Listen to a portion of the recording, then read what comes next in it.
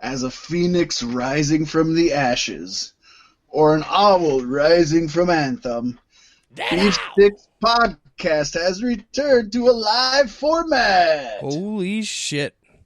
We thought it would never happen, and it might be a terrible idea. But I guess we won't know until we reach the other side. Maybe a one-off, maybe forever, maybe whenever we feel like it. That's the good thing about owning your own podcast. Yes, indeed. And of course, when you own your own podcast, you gotta chill out to your friends a little bit, the ones that take care of you. So let's break right into it with QualiTee's t-shirt company of Wilmer, Minnesota. My boy, That Dude Saint, will have you hooked up with the freshest custom tees with sublimation, heat transfer vinyl, and decals, and just shirts for any occasion. You need to wear a fucking shirt, so wear a shirt. Unless you're Fat Mac.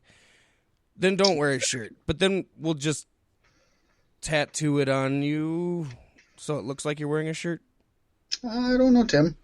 I don't know. We'll cut the nipples and the armpits out of your shirt. I like that. I like that. Yes. And of course, you couldn't go without your slasher gear from Monster Wear Clothing, slashing those nipples and armpits out for you, Fat Mac. My buddy Corey Matthews got you on the small run or bulk orders on decals, stickers, t-shirts, hoodies, hats, glassware, jerseys, and many other types and styles of fabrics, along with custom graphics and logo design services offered.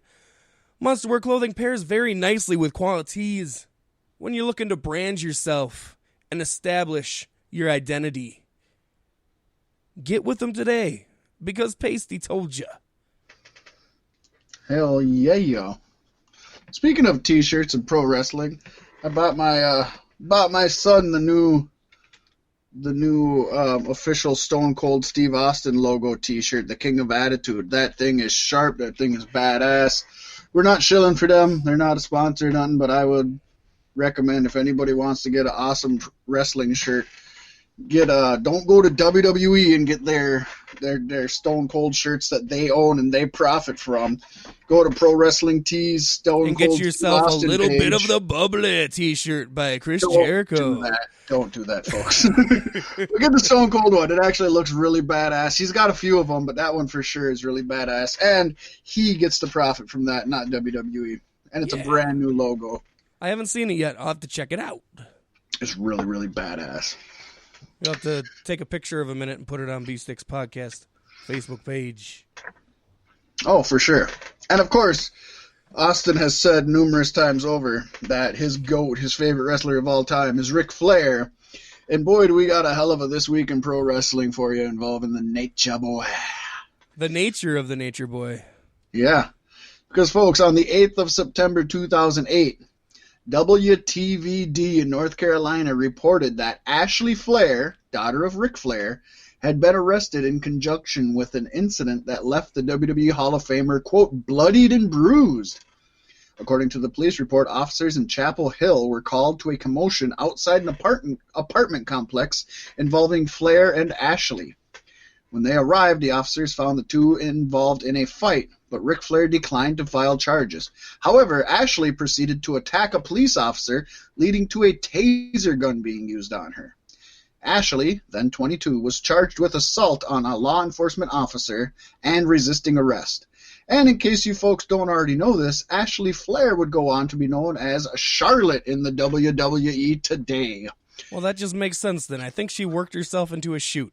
That girl's got a much more fight in her than we see on WWE TV. Yes, and she's your future 10-time Raw Women's Champion. No, SmackDown Women's Champion. Either way, 10-time. I just love the fact that his daughter beat the shit out of him, beat him bloodied and bruised. So then she became the man, right? Because she beat him, and then Becky beat her. Becky beat her, so now Becky's the man. Yeah, per Rick's logic. Man, I hope they use this in the lawsuit. This excerpt of Beef Sticks Podcast. Wait a second, though. I think the officer that tased her was the man after that. So Becky has to beat that guy. She has to go find the officer. Maybe one of the Usos got it off him. Maybe.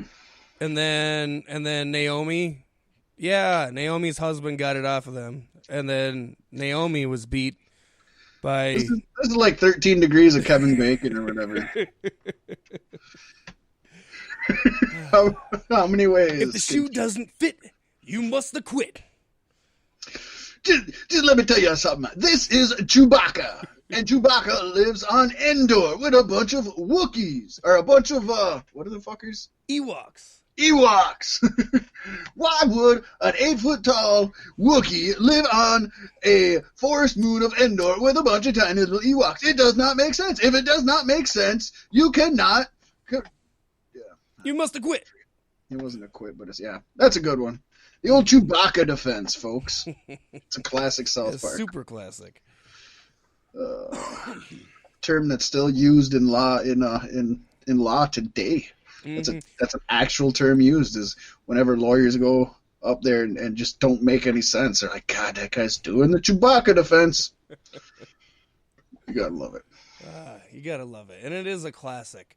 Much like the classic WWE pay-per-view, Clash of Champions. We say with an asterisk. How far back does Clash of Champions go? Is it? Well, Clash of Champions only goes back a few years, but the Clash of Champions goes back to the 80s. I was gonna say, actually, I think it seems like was... a name fresh out of like the late 70s, early 80s, and then WWE picked it up in like mid 2000s. I want to say that 83 was the first one, because I think the Magnum TA Tully Blanchard I Quit Cage match was at the very first one, and that's a hell of a fucking match. Oh, I bet it was. But yeah, WWE we'll see classics such as this year's Clash with the Clash of Champions. Yeah, exactly. Clash of Champions. Yeah, in typical WWE mode, they wanted to bring it back, but they had to make it theirs, so they just deleted the. Right.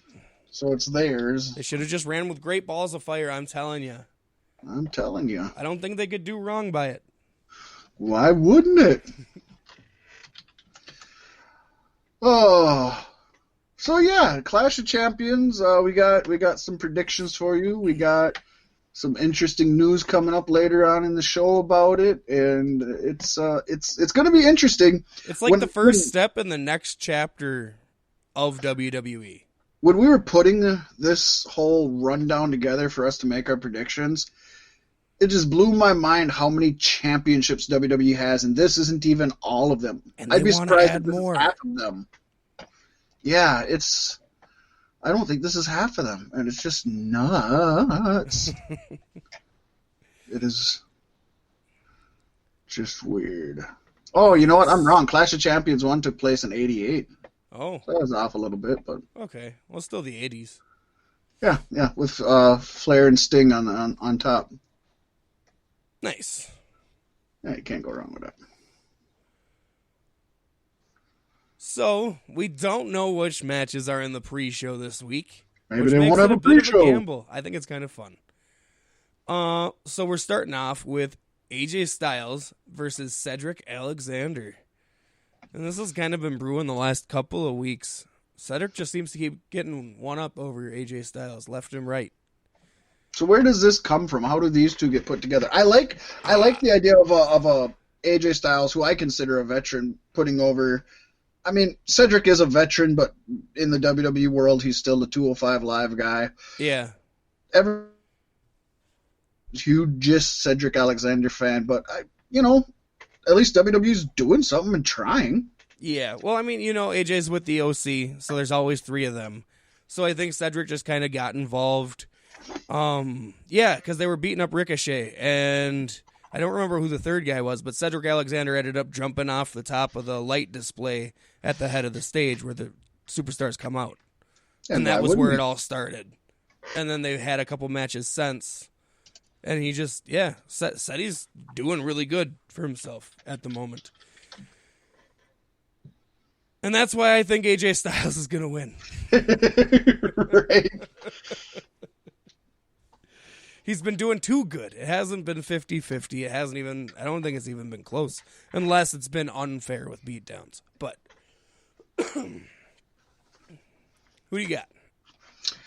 You know what? I got to go with AJ Styles as well. I haven't had time to watch any wrestling for a couple weeks, which is sad, but I keep up with it. I'm reading the news, knowing what's going on, and and stuff like that. I haven't even watched. I used to at least watch a couple old matches every week, even if I couldn't watch anything now, and I just haven't.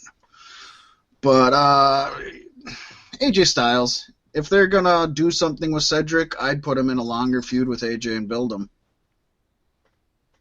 Yeah, I think so. I don't think he has to win this one.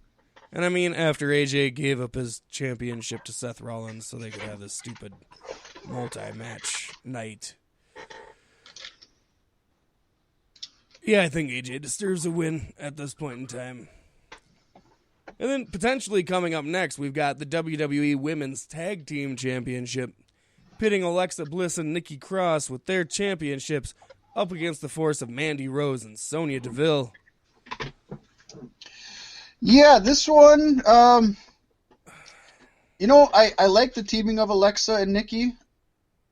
I don't like Nikki being like smiley face weird. It's like it doesn't work, and she's still got the same hardcore theme song, and she still like goes crazy every once in a while.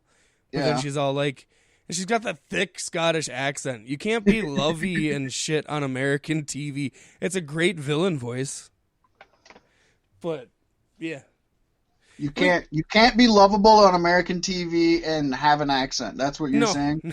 No. It's just the thick Scottish accent. Obviously, again, I just haven't been watching, so I can't really say much on that one way and or the other. But I can say that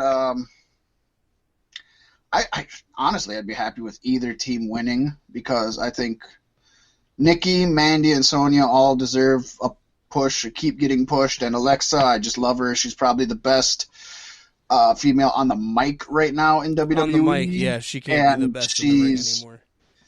Well, she's not even. I mean, when your competition is Sasha Banks and Charlotte, you're still fucking up there. So I'm gonna go with Bliss and Cross. Baby, don't cross the Bliss lest you get kicked in the lips. I'm going with Sonya Deville and Mandy Rose. I think it's time. They need to put some gold on Mandy Rose because she's money. And I think it's time that Nikki Cross snaps and beats the shit out of Alexa Bliss the way we've wanted her to for the last month and a half. So that's where I sit. I can dig it. And then, of course, there's the WWE Cruiserweight Championship. We have Drew Gulak defending his title in a triple threat versus Humberto Carrillo and Lince Dorado. This should be a hell of a match. I hope this isn't on the pre-show. It probably will be, but I think it's going to be fun on a bun, baby. It's the only it's the only NXT title that's on a main roster pay-per-view. What?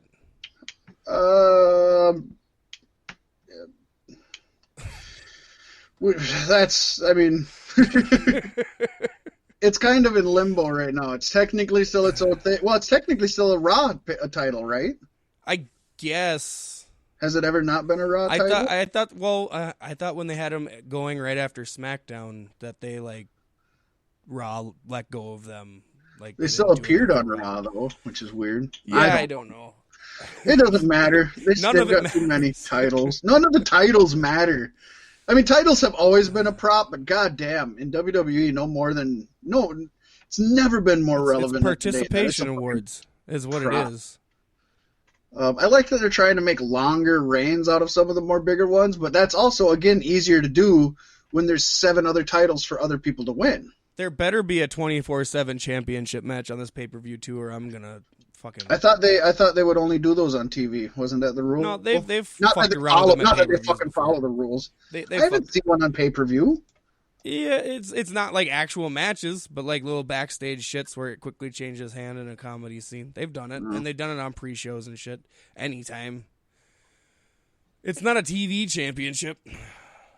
I think that's how it's started out as, but they don't follow their own rules. Nobody knows what's up with the wild card rule. They just don't even. They just put everybody on the same shows now and don't even mention it anymore, right? Right. From what I understand, I seen somebody bitching about that. They said they don't even talk about it. People just come and go whenever they want. I think that's going to come to an end here soon. I think now that the lines are getting drawn and everybody knows what's happening with 205 Live and everything.